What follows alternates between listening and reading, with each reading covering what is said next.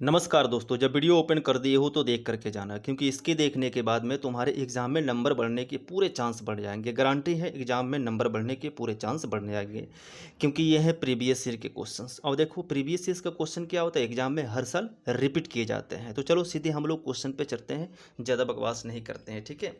आ जाइए, question number 1 में क्या दिया है, 61-60 नंबर क्वेश्चन से हम लोग करना है। पीछे और सीरीज में हम लोग क्वेश्चन यहाँ तक किए हुए हैं, ठीक है। क्वेश्चन है 60 नंबर का, साप्टा कब अस्तित्व में आया था। दोस्तों पहले भी साप्टा के बारे में हम लोग कुछ डिस्कस किए हुए थे पिछले ईयर के क्वेश्चन में, फिर यहाँ से आ गया है साप्टा कब अस्तित्व में आया था। तो इसका राइट आंसर कितना हो जाएगा, 60 का सी। साप्टा अस्तित्व में आया था जनवरी 2006 में, ठीक है। हम लोग देखते हैं इसकी विस्तृत व्याख्या। दोस्तों विस्तृत व्याख्या देखने से आपकी और जानकारी बिल्ड हो जाती है, ठीक है। जानकारी और ज़्यादा बढ़ जाती है, क्वेश्चन आपकी आंखों के सामने ढेर सारा रूबरू होते रहता है, ठीक है। तो चलिए हम चलते हैं आप लोग विस्तृत व्याख्या के पास में। विस्तृत व्याख्या क्या दिया हुआ है, साप्टा का पूरा नाम क्या है, south Asian free trade area. South Asian free trade area, दक्षिण एशियाई मुक्त व्यापार क्षेत्र इसका हिंदी हो गया, ठीक है। 12वें सार्क सम्मेलन में 6 जनवरी 2024 को हस्ताक्षर हुए थे।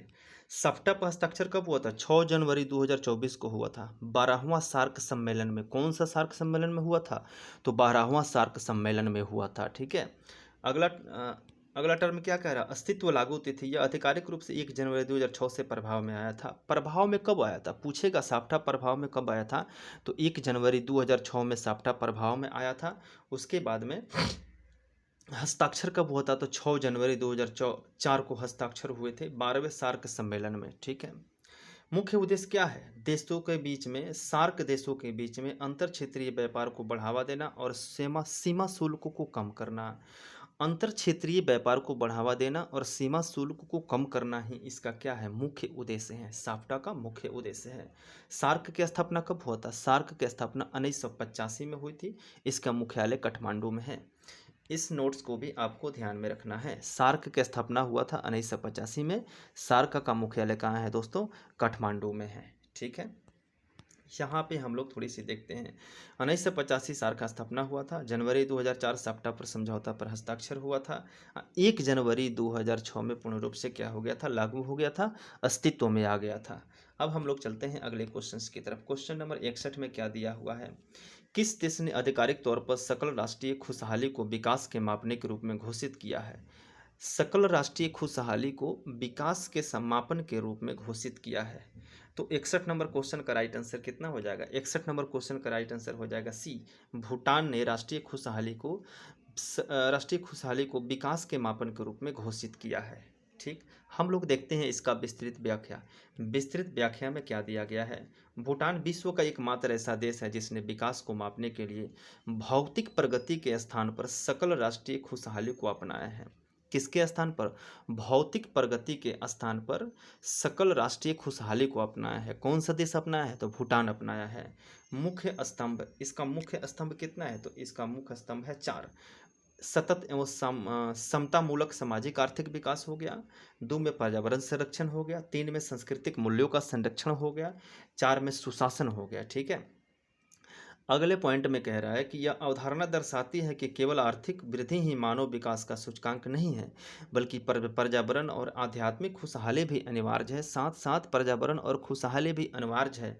केवल अवधारणा दर्शाती है केवल आर्थिक वृद्धि ही मानव का विकास नहीं है, केवल आर्थिक वृद्धि कर लेना ही मानव का विकास नहीं होता है दोस्तों, और चीज़ों की भी ध्यान रखना पड़ता है, ठीक है। इधर हम लोग थोड़ा देख लेते हैं। भूटान का केंद्र आध्यात्मिक व पर्यावरण, शिक्षा, स्वस्थ शिक्षा, आय हो गया, मापन खुशहाली एवं जीवन गुणवत्ता हो गया, आंकड़ा आधारित सूचकांक हो गया, ठीक है। अब हम लोग चलते हैं अगले क्वेश्चन पे। 62 नंबर क्वेश्चन, इसमें क्या कह रहा है, निम्नलिखित पत्तनों में से कौन भारत के पश्चिमी तट पर नहीं है। कल हम लोग चर्चा किए थे इस क्वेश्चन के बारे में। पश्चिमी तट पर नहीं है, यानी कौन सा पश्चिमी तट पर इसमें नहीं है। तो 62 नंबर क्वेश्चन का राइट आंसर कितना हो जाएगा, 62 नंबर क्वेश्चन का राइट आंसर हो जाएगा सी। पारादीप जो है पश्चिमी तट पर नहीं है। अब हम लोग देखते हैं इसकी विस्तृत व्याख्या। विस्तृत व्याख्या में क्या दिया गया है, बंदरगाहों का तटीय वर्गीकरण, तटवर्ती वर्गीकरण यहाँ पे दिया गया है। पारादीप बंदरगाह उड़ीसा राज्य में है। पारादीप बंदरगाह किस राज्य में है, उड़ीसा राज्य में है, ठीक है। तो उड़ीसा किस साइड में पड़ गया, पूर्व साइड में पड़ गया। तो पूर्वी तट बंगाल की खाड़ी पर स्थित है। यह लौह अयस्कों के निर्यात के लिए प्रसिद्ध है। पारादीप बंदरगाह किस साइड में है, तो पूर्वी तट पर है। किस राज्य में है, बंगाल की खाड़ी पे उड़ीसा राज्य में है। किस लिए प्रसिद्ध है? लोहा के निर्यात के लिए दोस्तों ये प्रसिद्ध है। पश्चिमी तट के प्रमुख पतन कांडला गुजरात है। पश्चिमी तट पे कौन है? कांडला। कांडला कहाँ है? गुजरात में है। किस तट पे है? पश्चिमी तट पे है, दीनदयाल पोर्टिस में है। ठीक है। मुंबई व नन्हांसवा महाराष्ट्र में है। मरमा गांव कहाँ है? गोवा में। न्यू मंगलोर कर्नाटक में है। कोच्चि कहाँ है? कर्नाटक में। इन सब चीज़ों को माइंड में रखना। ये क्वेश्चन ऑब्जेक्टिव में क्या करता है बना करके, और एग्जाम बाय एग्जाम में पूछते चला जाता है। ठीक है। एक बार और पढ़ते हैं। मरमा गोवा कहाँ है? गोवा में है। न्यू मंगलोर कर्नाटक में है। कोच्चि कहाँ है? केरल में है। मुंबई व नन्हांसवा कहाँ है? महाराष्ट्र में है। कांडला कहाँ है? गुजरात में है। ठीक है। पारादीप बंदरगाह जो है पूर्वी तट पे है, उड़ीसा राज्य में है। अब हम लोग चलते हैं अगले क्वेश्चंस पे। अगला क्वेश्चंस क्या कह रहा है यहाँ पे, इस चीज़ को एक बार और सिस्टमेटिक ढंग से आपको लेकर बता दिया गया है। देख लो यहाँ पे, कांडला कहाँ है? गुजरात में है। मुंबई नन्हांसवा कहाँ है? महाराष्ट्र में है। कोच्चि, मरमागांव, कोलकाता, हल्दिया, पारादीप, उड़ीसा वाला, ये सब यहाँ पे दिया हुआ है। ठीक है। चलते हैं अगले क्वेश्चंस पे हम लोग। 63 नंबर क्वेश्चन में क्या लिखा हुआ है? कौन प्रदेश व्यापार समूह से संबंधित नहीं है? व्यापार समूह से संबंधित नहीं है। तो 63 नंबर क्वेश्चन का राइट आंसर कितना हो जाएगा? 63 नंबर क्वेश्चन का राइट आंसर हो जाएगा डी, संयुक्त राष्ट्र व्यापार समूह से संबंधित नहीं है। क्यों नहीं है? हम लोग जरा विस्तृत व्याख्या की ओर कूच करते हैं। आइए, संयुक्त राष्ट्र एक वैश्विक राजनीतिक एवं शांति संगठन है। क्या है? संयुक्त राष्ट्र संघ जो है वैश्विक राजनीतिक एवं शांति संगठन है, न कि कोई प्रादेशिक व्यापार समूह है। ये कोई प्रादेशिक व्यापार समूह नहीं है। क्या है? तो वैश्विक राजनीतिक एवं शांति संगठन है। स्थापना कब हुआ था? 24 अक्टूबर 1945 को हुआ था। संयुक्त राष्ट्र यूएन का स्थापना कब हुआ था? 24 अक्टूबर 1945 को हुआ था। ये माइंड में रखना है आपको। प्रादेशिक व्यापार समूह विशिष्ट क्षेत्रों के देशों द्वारा आपस में आर्थिक व व्यापारिक सहयोग के लिए बनाए गए संगठन है। एशियन दक्षिण पूर्व एशियाई देश, ईयू यूरोपीय देश, सार्क दक्षिण एशियाई देश हो गया। ठीक है। यहाँ पे आपको वहीं से लिखा हुआ है। ठीक है। चलते हैं हम लोग अगले क्वेश्चन की ओर। 64 नंबर क्वेश्चन में क्या लिखा है? इंदिरा गांधी नहर परियोजना किस राज्य में स्थित है? 64 नंबर क्वेश्चन में इंदिरा गांधी नहर परियोजना किस राज्य में स्थित है? 64 का राइट आंसर कितना हो जाएगा? तो 64 का राइट आंसर हो जाएगा ए, इंदिरा गांधी नहर परियोजना कहाँ है भाई साहब? राजस्थान में है। अब हम लोग देखते हैं इसका विस्तृत व्याख्या। विस्तृत व्याख्या में बहुत सारी चीज़ें आपको जानने को मिल जाती है। यह भारत की सबसे बड़ी नहर प्रणाली है। इंदिरा गांधी नहर प्रणाली कहाँ है? राजस्थान में है। भारत की सबसे बड़ी नहर प्रणाली कौन सी है? इंदिरा गांधी नहर प्रणाली है।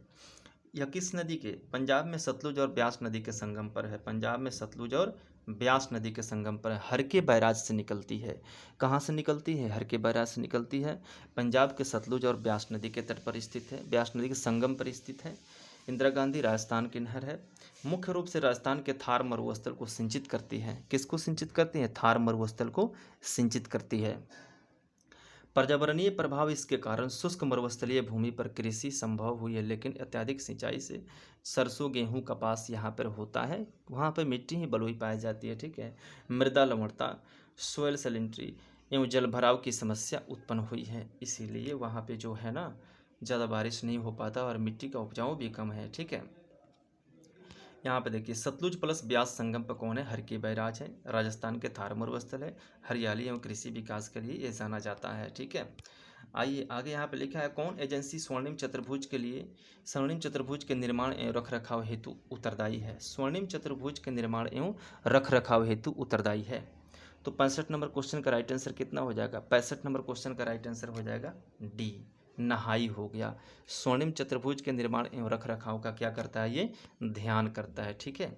अब हम लोग चलते हैं इसकी विस्तृत व्याख्या की तरफ। नहाई का पूरा नाम क्या है? National highway authority of India है। एक बार और ध्यान से सुन लो, नहाई का पूरा नाम क्या है? National highway authority of India है। इसका स्थापना कब हुआ था? 1995 में हुआ था। नहाई का स्थापना शुरू कब हुआ था? 1995 में हुआ था। स्वर्णिम चतुर्भुज परियोजना या भारत के 4 प्रमुख महानगरों जैसे दिल्ली, मुंबई, चेन्नई और कोलकाता को 4x6 लेन वाले एक्सप्रेसवे की जोड़ती है। किससे जोड़ती है? 4x6 लेन वाले एक्सप्रेसवे की जोड़ती है। कौन कौन से नगर इसमें शामिल हैं? 4 प्रमुख महानगर हैं, दिल्ली, मुंबई, चेन्नई और कोलकाता। इस नाम को आपको माइंड में रखना है। कुल लंबाई कितना है? 5846 किलोमीटर है। BRO क्या है? सीमा सड़क संगठन है। यह केवल सीमावर्ती सामरिक दृष्टि से महत्वपूर्ण सड़कों पर निर्माण रखती है। यानी BR जो है सीमावर्ती सड़कों पर क्या करती है? निर्माण करती है। सीमावर्ती सड़कों एवं सामरिक दृष्टि से महत्वपूर्ण सड़कों का निर्माण करती है। आगे हम लोग यहाँ पे देखेंगे मार्ग जो है उत्तर पश्चिम दिल्ली मुंबई हो गया, दक्षिण पश्चिम मुंबई चेन्नई हो गया, दक्षिण पूर्व चेन्नई कोलकाता हो गया, उत्तर पूर्व क्या हो गया, कोलकाता दिल्ली हो गया। चलते हैं अगले क्वेश्चंस की तरफ हम लोग। 66 नंबर क्वेश्चन कह रहा है इटारसी उदाहरण है। इटारसी किसका उदाहरण है? ऑप्शन ए में है परिवहन नगर निगम, परिवहन नगर का, शैक्षणिक नगर का, पर्यटन नगर का, प्रशासनिक नगर का। तो 66 का राइट आंसर कितना हो जाएगा दोस्तों? 66 का राइट आंसर हो जाएगा ए। क्या लिखा है ए में? परिवहन नगर का उदाहरण है। इटारसी किसका उदाहरण है? तो इटारसी परिवहन नगर का उदाहरण है। अब हम लोग देखते हैं इसका एक्सप्लेनेशन। एक्सप्लेनेशन में क्या दिया गया है यहाँ पे? इटारसी मध्य प्रदेश में है। सबसे पहले ये ध्यान में रखना इटारसी कहाँ है, तो इटारसी मध्य प्रदेश में है। यह भारत का एक प्रमुख रेलवे जंक्शन है। परिवहन नगर का उत्कृष्ट उदाहरण है। परिवहन नगर वे नगर जो मुख्य रूप से आयात निर्यात पोर्ट या रेलवे जंक्शन के रूप में विकसित होते हैं। परिवहन नगर किसे कहा जाता है? जहाँ से आयात निर्यात होता है, ठीक है, मुख्य रूप से आयात निर्यात पोर्ट हो गया या रेलवे जंक्शन हो गया, इसके रूप में वो विकसित होता है, ठीक है। जैसे इटारसी हो गया, मुगल सराय हो गया, काकीनाड हो गया, ये सब क्या है? परिवहन नगर के रूप में इसको जाना जाता है। अन्य उदाहरण शैक्षणिक वाला कौन सा जगह हो गया? रुड़की हो गया, जहाँ पे आपको इंजीनियरिंग की पढ़ाई के लिए विख्यात है। अलीगढ़ हो गया, मेडिकल की पढ़ाई भी यहाँ होता है। कोटा हो गया। पर्यटन विभाग में कौन हो गया? नैनीताल हो गया, शिमला हो गया, ऊटी हो गया, काफ़ी ही दर्शनीय दृश्य होता है यहाँ का। प्रशासनिक कौन कौन हो गया? दिल्ली हो गया, चंडीगढ़ हो गया, भोपाल हो गया, ये वाला हो गया प्रशासनिक। अब इधर इधर थोड़ा हम लोग नज़र डालते हैं। इटारसी क्या है? परिवहन हो गया। इटारसी कैसा जगह है? परिवहन नगर निगम वाला जगह है। बनारसी कैसा जगह है? धार्मिक और सांस्कृतिक जगह है, क्योंकि मंदिर और धार्मिक अनुष्ठानों की संख्या वहाँ पे ज़्यादा होती है। भिलाई औद्योगिक के लिए प्रसिद्ध है। चलते हैं अगले क्वेश्चन पर, 67 नंबर क्वेश्चन में। 67 नंबर क्वेश्चन दोस्तों क्या बोल रहा है कि निम्न में से कौन प्राचीन नगर का उदाहरण नहीं है, यानी सबसे पुराने नगर का उदाहरण इनमें से नहीं है। तो 67 का राइट आंसर कितना हो जाएगा? 67 का आंसर हो जाएगा बी, यानी जमशेदपुर। ये प्राचीन नगर का उदाहरण नहीं है। अब हम लोग देखते हैं इसकी विस्तृत व्याख्या कि क्यों नहीं है। जमशेदपुर यह आधुनिक औद्योगिक नगर है। जमशेदपुर कैसा नगर है? आधुनिक औद्योगिक नगर है। इसकी स्थापना कब हुई थी? 1907 में जमशेदजी टाटा द्वारा आयरन एंड स्टील टिस्को की स्थापना की गई थी, ठीक है। प्राचीन नगर जिसका इतिहास 2000 वर्ष से भी अधिक पुराना है। प्राचीन नगर किसको बोला जाता है? जिसका इतिहास जो हो 2000 वर्ष पुराना है। जैसे वाराणसी हो गई, प्रयाग हो गया, मधुराई हो गई, पाटलिपुत्र हो गया, पटना हो गया, ये सब प्राचीन नगर बोलेगा, क्योंकि इसका इतिहास जो है 2000 वर्ष पुराना है। और जमशेदपुर जो है कब? 1907 में ही वहाँ पे स्थापना हुआ है। किसने स्थापना किया था? जमशेद जी टाटा ने। मध्यकालीन नगर दिल्ली, हैदराबाद, जयपुर नगर है। मध्यकालीन नगर कौन कौन सा? दिल्ली है, हैदराबाद हो गया, जयपुर हो गया, आगरा हो गया, ये हो गया मध्यकालीन नगर हो गया। यहाँ पर आपको वही बताया गया, ठीक है। चलते हैं अगले क्वेश्चन पे, हम लोग पढ़ेंगे यहाँ पे 68 नंबर क्वेश्चन। 68 नंबर क्वेश्चन में क्या लिखा है? डेसिबल मापन इकाई है दोस्तों, ये साइंस से रिलेटेड क्वेश्चन है, भले इसमें भी पूछा जाता है, ठीक है। डेसिबल मापन इकाई है किसका? वायु ध्वनि प्रदूषण का मापन करता है। तो 68 का राइट आंसर कितना हो जाएगा? 68 का राइट आंसर हो जाएगा आपका डी। डेसिबल मापता है, ध्वनि प्रदूषण को मापता है। अब इसका हम लोग एक्सप्लेनेशन देखते हैं। डेसिबल ध्वनि तीव्रता या तीक्ष्णता के मापने की इकाई है, ठीक है। असह्य स्तर कितना है? 80 डेसिबल से अधिक की ध्वनि मानव स्वास्थ्य के लिए हानिकारक होता है, यानी 80 डेसिबल से ज़्यादा ध्वनि अगर सुनते हैं तो आपके लिए हानिकारक होता है, ठीक है। और ध्वनि प्रदूषण वही कहलाता है। प्रमुख स्रोत जैसे वाहन के हॉर्न हो गया, यानी क्या हो गया, किक हो गया, जो बजाते हैं, हॉर्न बजाते हैं, उद्योग हो गया, लाउड स्पीकर हो गया, हवाई जहाज हो गया आदि, ये ध्वनि का प्रमुख स्रोत है। WHO के अनुसार 45 डेसिबल ध्वनि रात्रि में सोने के लिए आदर्श मानी जाती है, यानी रात्रि में कितना हल्ला गुल्ला हो तो आदमी सोने के लायक होता है? 45 डेसिबल तक। अगर इससे ज़्यादा हल्ला गुल्ली हो तो आदमी वहाँ पे सोना क्या माना जाएगा? स्वास्थ्यकर नहीं माना जाएगा, ठीक है। देखो ध्वनि प्रदूषण डेसिबल हो गया। वायु प्रदूषण एक ही वायु में क्या किया जाता है? इसके मेजर किया जाता है, ठीक है। जल प्रदूषण BOD में किया जाता है, ठीक। चलते हैं अगले क्वेश्चंस की तरफ में। भद्रावती संबंध है, भद्रावती किससे संबंध है?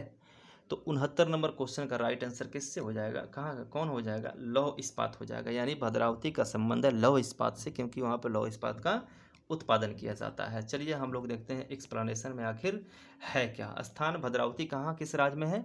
कर्नाटक में है। कारखाना Visvesvaraya iron and steel work यहाँ पे है, भद्रावती में है। विश्वेश्वरैया आयरन स्टील वर्क कहाँ से है? भद्रावती कर्नाटक में है। स्थापना कब हुआ था? 1923 में हुआ था। विशेषता इसकी क्या है? यह कोयला क्षेत्रों से दूर स्थित संयंत्र है। प्रारंभ में यहाँ कोयले के स्थान पर लकड़ी के कोयले का उपयोग किया जाता था, यानी सबसे पहले यहाँ पे लकड़ी के कोयले का उपयोग किया जाता था। अब शरावती परियोजना से विद्युत प्राप्ति होती है। कौन सी परियोजना से? शरावती परियोजना से, यानी शरावती भी आपको वहीं कर्नाटक में मिल जाएगा। कच्चा माल बाबा बुदन पहाड़ियों से लौह अयस्क प्राप्त होता है। कहाँ से? बाबा बुदन की पहाड़ियों से। अगले क्वेश्चंस की तरफ हम लोग चलते हैं। यहाँ पे वहीं लिखा है कर्नाटक भद्रावती विजयनगर कर्नाटक में है। जमशेदपुर बोकारो कहाँ है? झारखंड में है। जमशेदपुर बोकारो झारखंड में। भिलाई कहाँ? छत्तीसगढ़ में है। राउरकेला कहाँ है? उड़ीसा में है। इस सब चीज़ को भी माइंड में रखना है। कोई भी क्वेश्चन आपके एग्जाम में टपक जाएगा, ठीक है, इसलिए घटना कभी भी हो सकता है, क्वेश्चन कहीं से भी आ सकता है, नजरें जमाए रखना है, ठीक है। निम्नलिखित में से कौन रेडियो सक्रिय खनिज है? तंबा हो गया, थोरियम हो गया, बक्साइड हो गया, अबरक हो गया। 70 नंबर क्वेश्चन का राइट आंसर कितना हो जाएगा? बी हो जाएगा। थोरियम जो है रेडियो सक्रिय खनिज है। अब हम लोग चलते हैं इसकी एक्सप्लेनेशन की तरफ मूव करते हैं। थोरियम, थोरियम क्या? एक प्रमुख रेडियो सक्रिय खनिज है। ये जो है एक प्रमुख रेडियो सक्रिय खनिज है जिसका उपयोग परमाणु ऊर्जा के उत्पादन में किया जाता है। थोरियम का उपयोग कहाँ किया जाता है? तो परमाणु ऊर्जा के उत्पादन में किया जाता है। प्राप्ति स्थान केरल के तटीय क्षेत्रों में बालू पाया जाने वाला मोनाजाइट थोरियम का प्रमुख स्रोत है। थोरियम कहाँ पाया जाता है? केरल में पाया जाता है। और थोरियम का मुख्य स्रोत क्या है? यानी थोरियम का अयस्क जो है उसको मोनाजाइट बोला जाता है, ठीक है। अन्य आणविक खनिज यूरेनियम जादूगोड़ा झारखंड में। यूरेनियम कहाँ मिलता है भाई साहब? तो यूरेनियम मिलता है जादूगोड़ा झारखंड में मिलता है। तांबा अलौह बक्साइड, तांबा किसका? अलौह का। बक्साइड एल्युमिनियम का अयस्क है। अबरक कैसा है? अधात्विक है। आपको कमेंट बॉक्स में बताना है आंसर। धातु किससे कहते हैं, ठीक है, धातु किससे कहते हैं। इसको हम थोड़ा मिटा देते हैं, आपको पढ़ने में थोड़ी सी आसानी होगा, ठीक है। चलते हैं हम लोग यहाँ पे, देखिए रेडियो सक्रिय खनिज जो होगा यही आपको समझाया है। यूरेनियम जादूगोड़ा मिलता है। दोस्तों सेट कम्प्लीटली सक्सेसफुल रहा। Thank you.